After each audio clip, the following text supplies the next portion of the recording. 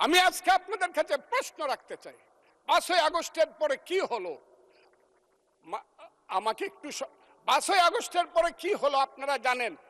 এইখানে ইউনূস সরকার ছিল, আমি শিল্পকলার সামনে থাকি, একটা গান হইতে পারে নাই, একটা নাটক হইতে পারে নাই, একটা লালনের গীতি হইতে পারে নাই, একটা বাউল গান হইতে পারে নাই। সব কিছু কালো শক্তি ধ্বংস করে দিয়েছিল। তারা বলেছিল কোন মুক্তিযুদ্ধ হয় নাই, 47-এর যুদ্ধ হয়েছে, আর 24-এর যুদ্ধ হয়েছে, আর 71-এ গন্ডগোল হয়েছে।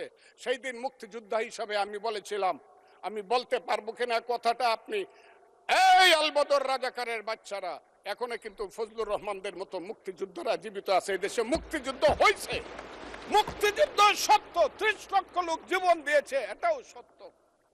এই যুদ্ধের মধ্য দিয়ে আমরা সেদিন তাদের সঙ্গে যুদ্ধ করেছি।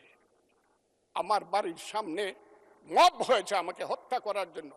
সেদিন আমি আজকের পুলিশকে ধন্যবাদ দিব, আজকের মিলিটারিকে ধন্যবাদ দিব। 10 মিনিটের মধ্যে আমার বাড়ির সামনে তারা গিয়ে উপস্থিত হয়েছে আমাকে বাঁচানোর জন্য। অনেক চক্রান্তের মধ্য দিয়ে ইলেকশন হয়েছে। সেই ইলেকশনে তারা কি করেছে, আজকে যারা আমার ডান দিকে বসে আছে তারা কি করেছে? একদিন তো আমরা ভাই ছিলাম নাকি? তারা যা করেছে সেটা কল্পনা করার মতো না। যত চক্রান্ত করেছে, সেই চক্রান্তের ভিতর দিয়ে যখন তারা প্রচার করতে শুরু করলো তারা বাংলায় 2/3 মেজরিটি পেয়ে তারা পাস করবে, আমি হতবাগা ফজলুর রহমান বলেছিলাম জামাত জোট যদি মেজরিটি পায় তাহলে আমি বিষ খাবো। এই কথাটা আমি বলেছিলাম, আমি বিষ খাবো। হ্যাঁ, কথাটা সত্য, আমি বলে যাচ্ছি। এবং তারা কোনোদিন যুদ্ধে জয়লাভ করতে পারে না, রাজনৈতিক যুদ্ধে, কারণ তাদের পূর্বপুরুষ বাংলাদেশ চায় নাই। বাংলাদেশ যদি থাকে, এই বাংলায় শুধু বেলিচা মিলিয়ার জুই ফুল ফুটে না, এদেশে রক্ত জবাও ফুটে। এদেশের জঙ্গলে শুধু কোকিল ডাকে না, এদেশের জঙ্গলে রয়্যাল বেঙ্গল টাইগারও থাকে। যতদিন রয়্যাল বেঙ্গল টাইগার থাকবে, মুক্তিযোদ্ধা জিতবে, রাজাকার কোনোদিন এদেশে জয়লাভ করতে পারবে না। আমি চ্যালেঞ্জ করে বলে গেলাম। আমি আজকে আপনাদের সামনে আরো কিছু বলতাম, কিন্তু আমি টাইমটা দেখতে চাই, আরেকটা কথা বলতে চাই।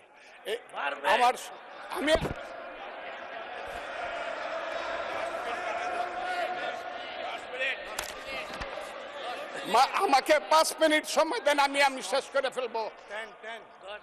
আমি আজকে আপনার সামনে শুধু বলতে এসেছি। মাননীয় সদস্য, আরো 3 মিনিট দেওয়া হলো আপনাকে। আমি বলতে এসেছি, হ্যাঁ, আমার বক্তব্যের পরে বলবে আমরা কি মুক্তিযুদ্ধ করি নাই। যেমন বিরোধী দলের নেতা বলেন, ওনাকে আমি অসম্মান করি না, সব সময় মাননীয় বলে কথা বলি, কিন্তু উনার দলের লোকজন এখানে বসে আছে, তারা আমাকে ফজা পাগলা বলে কথা বলে। উনি একদিন এটা বলেন তারা নাকি সভ্য, তারা নাকি ইসলাম। এবং উনি যে বলতেছে, ওই দিন বললো যে আমার দাড়ি পাকা, আমার চোখের সমস্ত পাকা, উনি আমার চেয়ে 10 বছরের ছোট। আমার বয়স 78 বছর, আমি 48 সনে জন্মগ্রহণ করেছি, উনি 58 সনে জন্মগ্রহণ করেছে। কথাটা সত্য না মিথ্যা? মাননীয় সদস্য,